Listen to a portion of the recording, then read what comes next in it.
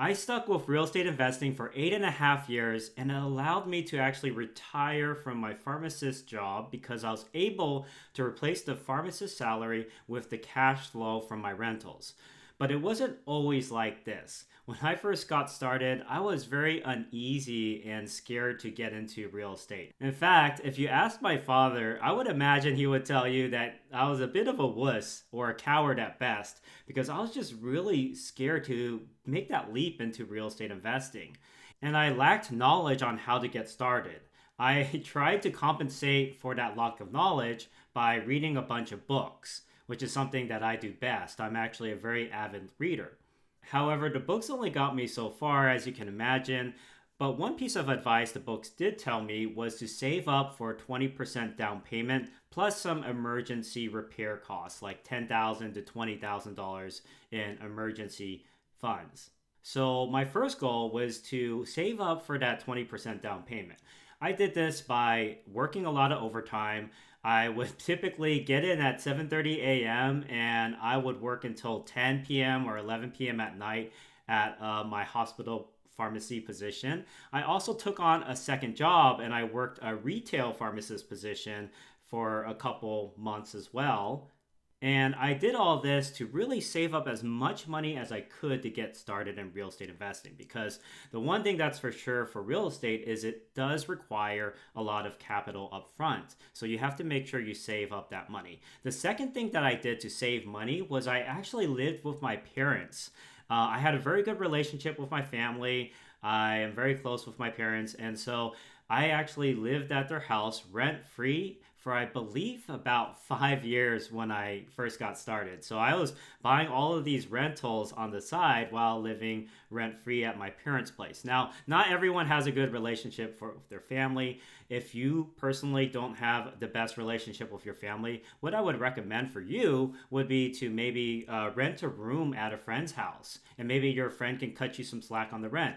Or maybe you go couch surfing. That's a little bit extreme, but that's really what I did to get started is to basically save money by living with my parents. So the reason this works very well is it lowers your debt.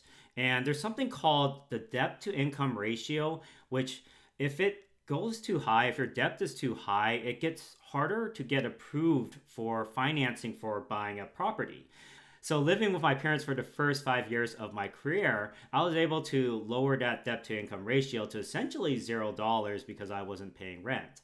So working a lot of overtime and living with my parents was definitely the top things that allowed me to get into real estate very early on in my career.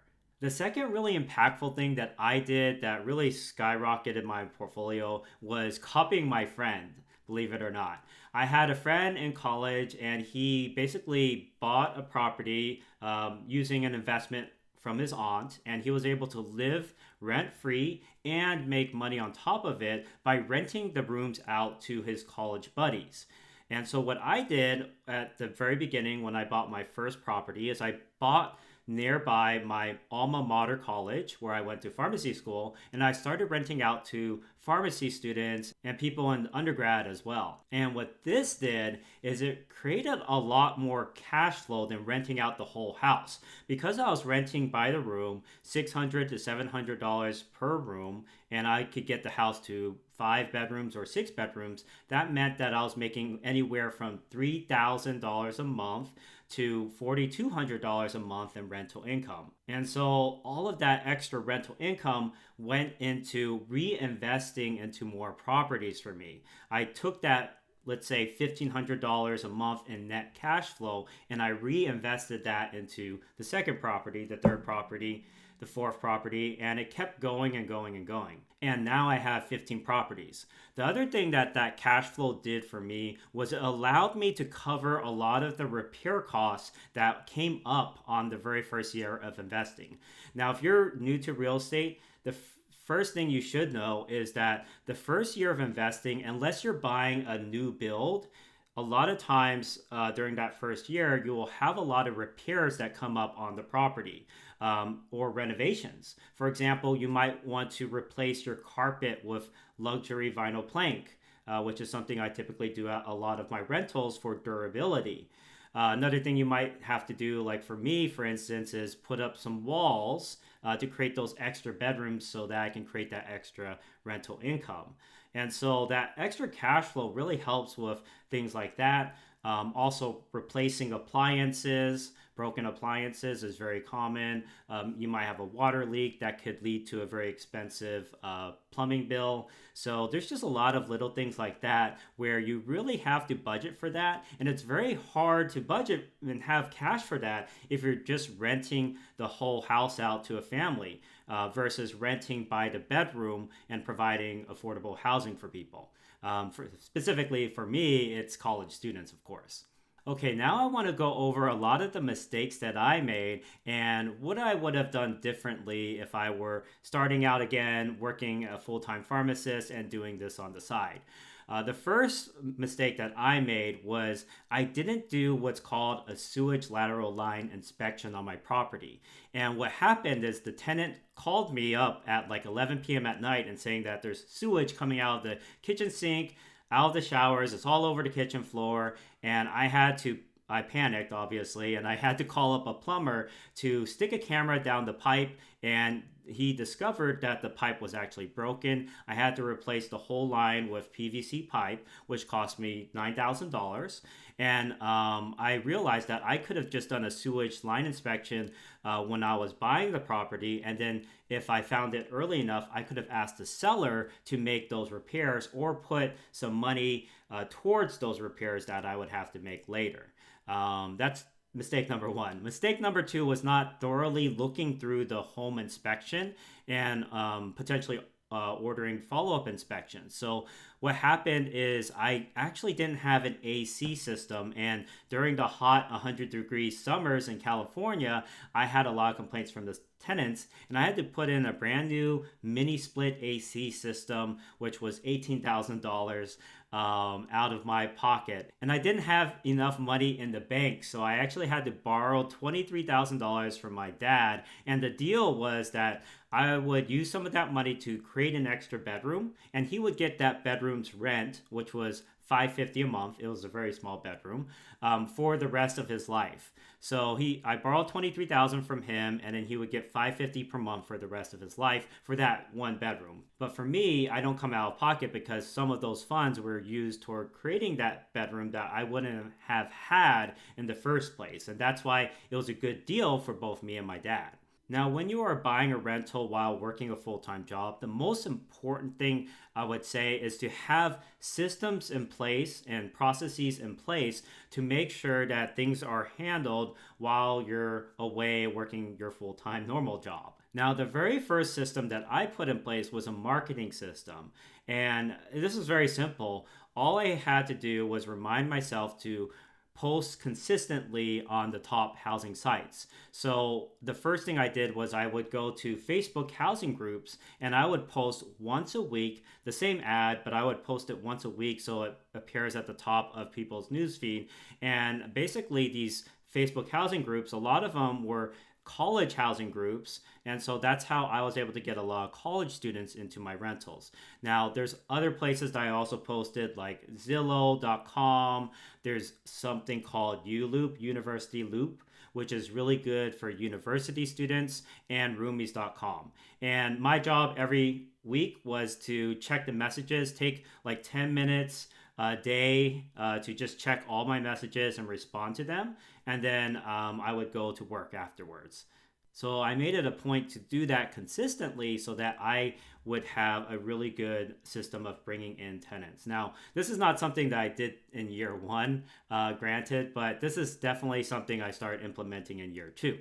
Now, the next thing that I did was I put in these management systems into place to manage the house and the tenants. So for the tenants, sometimes the tenants have conflicts with each other, especially if you do this rent by the room model. In that case, I usually do something called tenant empowerment, where I counsel the tenant. I'll tell them, hey, the person who's complaining, why don't you talk to the tenant that you are complaining about face to face, have a discussion with them, say why you're upset, and then come up with an actionable plan that you guys can implement together in the next 2 weeks to make sure that the relationships are happy relationships, right?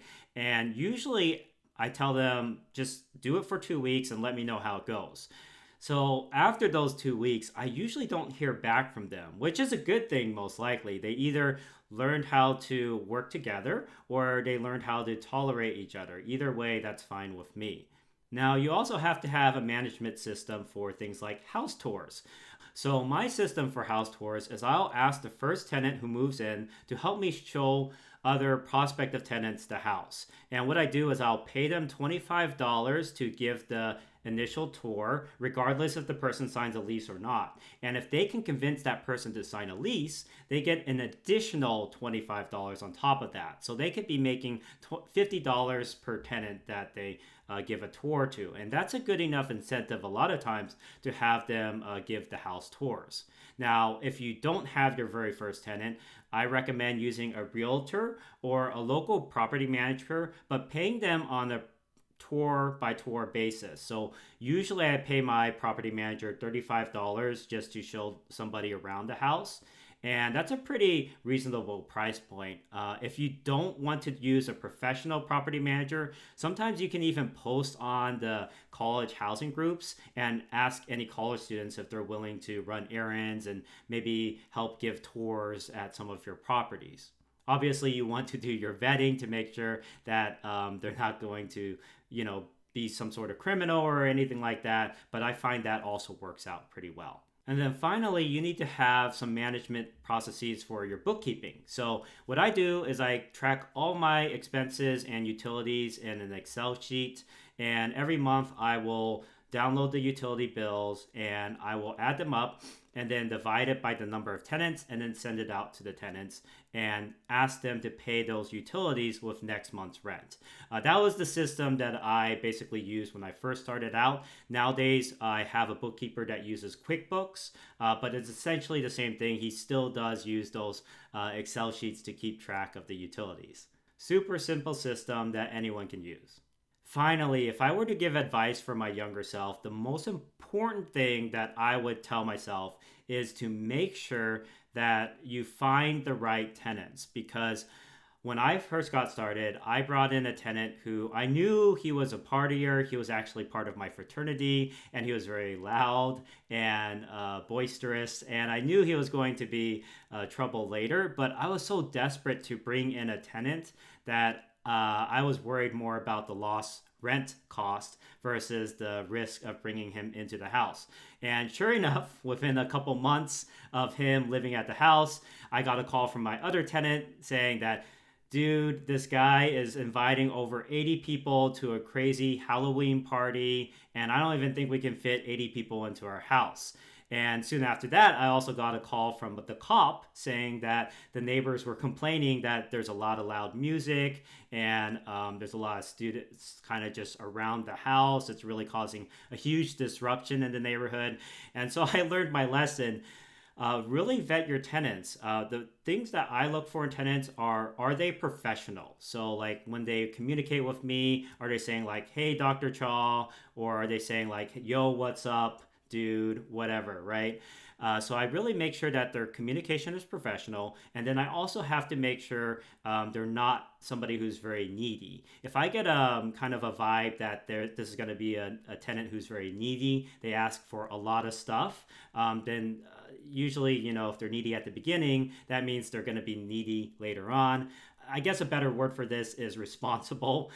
Usually people who are more responsible and independent, they solve issues without being asked. But somebody who is less responsible might have higher expectations that the landlord will solve their issues for them.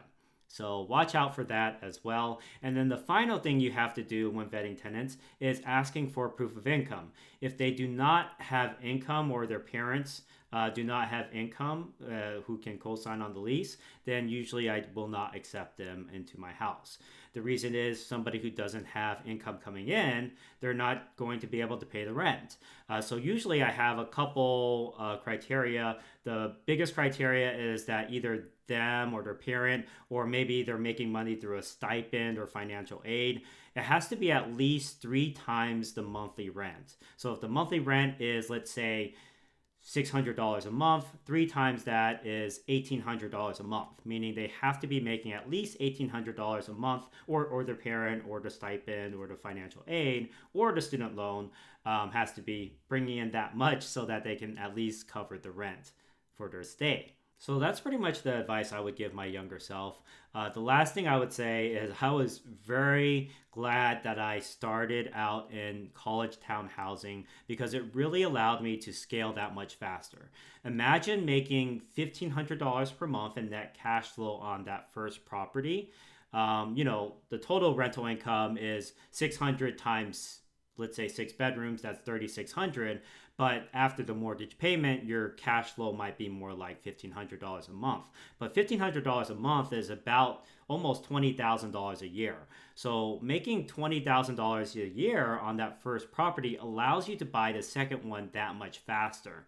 And if you get to 3 properties, that's when it becomes self-sufficient, because imagine each property is $20,000 a year times 3, that's $60,000. That's a full down payment on another rental. So basically every single year you can buy at least 1 rental from the cash flow generated on just 3 properties. And that's why this method is just so powerful. And it allowed me to scale to, I have 14 student rentals at this time. So yeah, if you are just getting started, I would highly recommend checking out college town housing as your go-to strategy for your very first rental. If you enjoyed this video, please don't forget to give me a thumbs up, subscribe, and share it with your friends so it can reach more people who are just starting out with getting into real estate investing. Thank you again for watching, and I'll see you on next week's video.